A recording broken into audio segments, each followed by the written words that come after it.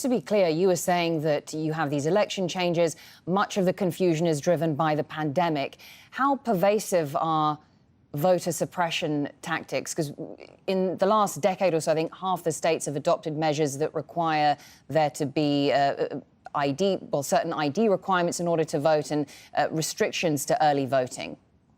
That's right. Before the pandemic, we had been contending with significant levels of voter suppression.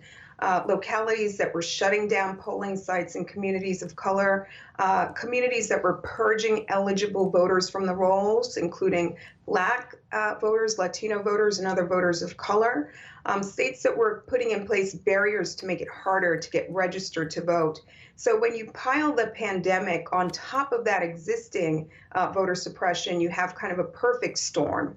This has been a year like none other for the American voter in terms of the significant barriers and challenges that they face when it comes to exercising their voice in our democracy. So just can I just ask you to just focus, if you would, on one thing? You mentioned it when you were speaking there, but these barriers to voting, you were saying it affects communities of color. Can you tell us more about the particular demographic that's affected by these measures?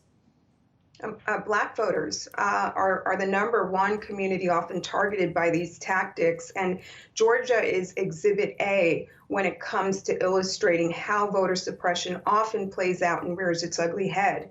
Many of us have seen the long lines of Black voters in the Atlanta metropolitan area waiting to vote during early voting. We saw those same lines in Philadelphia, and that's because jurisdictions often are not making available sufficient numbers of early voting sites to meet the demand, to meet the size of the population in a particular area.